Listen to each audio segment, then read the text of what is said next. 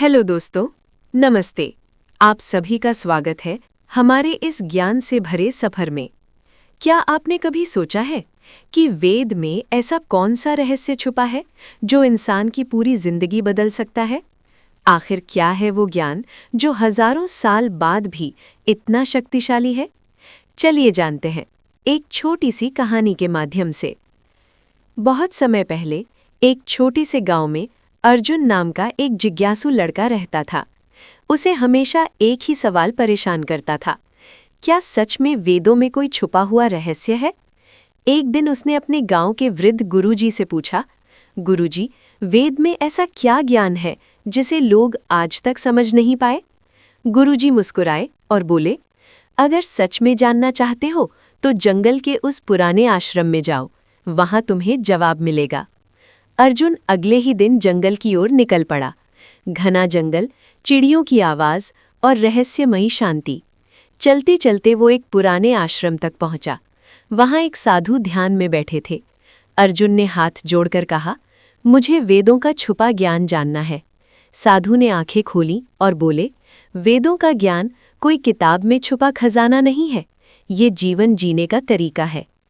पहला ज्ञान, सत्य। साधु बोले, वेद सिखाते हैं कि सत्य ही सबसे बड़ा धर्म है। अगर तुम सच्चे हो तो तुम्हारा जीवन खुद ही सही दिशा में चलेगा। अर्जुन ने सोचा, इतना आसान? दूसरा ज्ञान, कर्म। साधु ने आगे कहा, वेद कहते हैं कि हर इंसान अपने कर्मों से अपनी किस्मत बनाता है। जो बोओगे वही काटोगे। अर्जुन को अपने पुराने गलत काम याद आए। तीसरा ज्ञान, आत्मा। साधु ने शांत स्वर में कहा, सबसे बड़ा रहस्य ये है कि तुम सिर्फ शरीर नहीं हो, तुम एक आत्मा हो जो कभी नहीं मरती है। अर्जुन चौंक गया, तो डर किस बात का? अंतिम ज्ञान, एकता। साधु बोले, वेद सिखाते हैं कि इस दुनिया में सब एक हैं।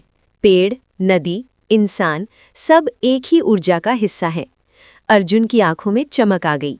उसे समझ आ गया कि वेदों का असली ज्ञान कोई छुपा हुआ राज नहीं, बल्कि एक सीधी और सच्ची जिंदगी जीने का मार्ग है। वो गांव लौटा और दूसरों को भी यही सिखाने लगा। सत्य बोलो, अच्छे कर्म करो, खुद को पहचानो और सब में ईश्वर को देखो। तो दोस्तों, ये था वेद का असली ज्ञान। अगर आपको ऐसी ही ज्ञान से भरी कहानियां पसंद हैं तो वीडियो को लाइक करें, चैनल को सब्सक्राइब करें और कमेंट में ज़रूर बताएं आप अगली कहानी किस विषय पर सुनना चाहते हैं। धन्यवाद दोस्तों, मिलते हैं अगली कहानी में।